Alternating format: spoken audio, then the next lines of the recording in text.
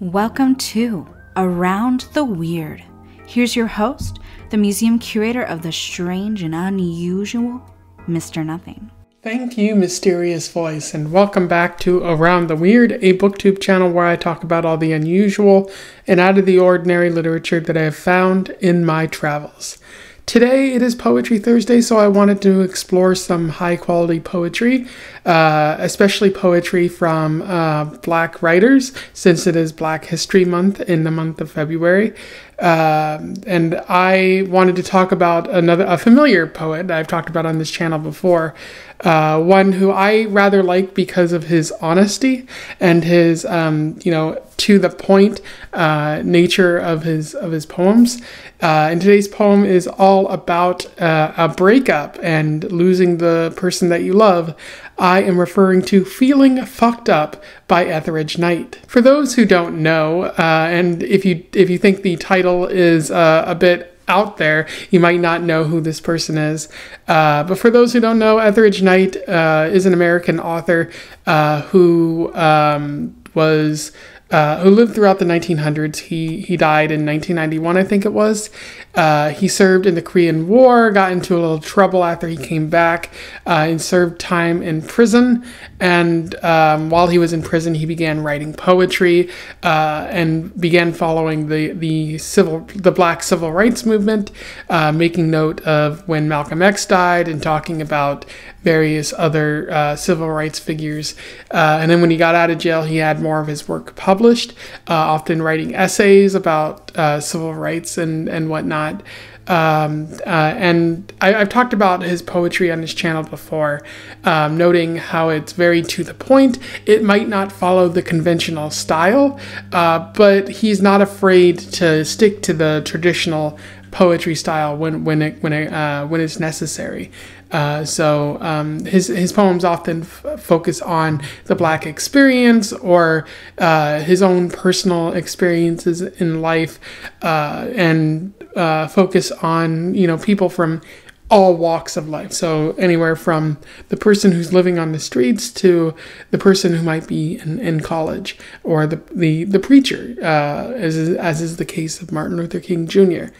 And so without further ado, let's talk about this poem from this high-quality writer. I will read it, do a little bit of analysis, and we'll move on from there. Feeling Fucked Up.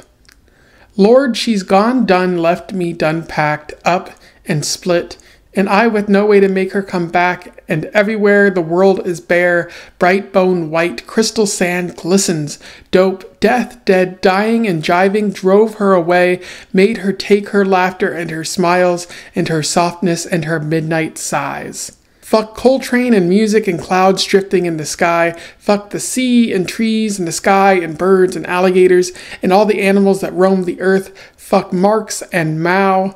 Fuck Fidel and Nkrumah and democracy and communism. Fuck smack and pot and red ripe tomatoes. Fuck Joseph, fuck Mary, fuck God, Jesus, and all the disciples. Fuck Fannin, Nixon, and Malcolm. Fuck the revolution. Fuck freedom. Fuck the whole motherfucking thing. All I want now is my woman back so my soul can sing. So that was Feeling Fucked Up by Etheridge Knight. In terms of analysis, there's a fair bit to talk about with this poem. In terms of narrative, it's pretty clear what Etheridge Knight is getting at.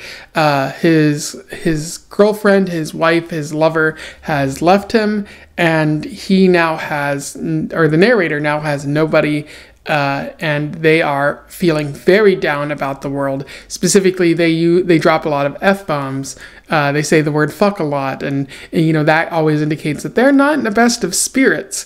What I really like about this poem is that the sort of difference between the first and second verse. Because in the first verse, he's saying, Lord, she's done left me, done packed up and split, and I with no way to make her come back, and everywhere the world is bare, bright bone white, crystal sand glistens, dope, death, dead, dying, and jiving drove her away. And it's very poetic, very conventional, and a way to describe, how you feel when someone left you. I especially like how he says, crystal sand glistens, dope, death, dead, dying, and jiving drove her away. And it's very rhythmic there. So I think he's showing off a little bit. And then the second verse comes, and it's equally as interesting, equally as good. And it's just him dropping F-bombs. He says, fuck Coltrane and music and clouds drifting in the sky. Fuck the sea and trees and the sky and birds. And you could argue that this is just a translation of what he said above, except it's all the things that he's normally interested in or normally interested in commenting on, and him just saying, fuck it, I don't care about it. My woman left me. I'm happy, and I don't want to focus on anything but my own grief. And so you can see like the difference between the first and second verse. Like the first verse is very traditional, and the second verse is kind of more modern. I certainly haven't heard any old poets just drop this many F-bombs in a poem before. And it's kind of a translation of the first thing. Very simple, to the point, very commonly like Etheridge Knight. Like this is what you might expect from his poems. It's why I like him so much. He's very to the point, very I do not feel good, and I am going to say this in plain terms. I'm not going to wax poetic about it. It's kind of like also why I like Charles Bukowski, and that there's an honesty to his poetry, and there's an honesty to Etheridge Knight's poems too, which you see in this second verse right here. And I especially like the title of the poem. It's Feeling Fucked Up. It's very simple, to the point, letting you know the emotion that this man is feeling. And you wouldn't normally see a poet like write that as the title of their poem, because it's not going to be massively shared by widespread audiences, because there's a swear word there. You know, a lot of people don't respond well to the word fuck. I, however, don't mind it, and it makes it really interesting. But I think that honesty there is why you don't really see Etheridge Knight talked about a lot, even though he was a very widespread and well-known and well-regarded civil rights author. His honesty might be, you know, too blunt in the poetry, and it might not be, you know, as palatable for many audiences. That said, I still absolutely love how he's vocalizing his frustration and his sadness in this poem, and it honestly it's a feeling that I've felt before. The whole like losing somebody or someone like not being there anymore, and like that ripping a hole in you, being like, I hate all of this fucking sucks, something like that. So pretty high quality way to express those emotions. So those are my thoughts on Feeling Fucked Up by Etheridge Knight. I probably can't put that full title in the title of this video, so I'll probably put like asterisk or something like that, which I know takes away from some of the aspects of Etheridge Knight, and it goes against what I was just saying, how it's not palatable. But I also, you know, YouTube might get upset if I do that. But regardless, you should all seek out this poem. I'm going to recommend it to you. Probably one of the better ones that I've read in a while. I always feel that way when I read Etheridge Knight. He just strikes me as a really fascinating poem, and I'm glad I got to talk about him again. I should do it in the near future, you know, when it's not Black History Month as well, because he's just a really cool poet.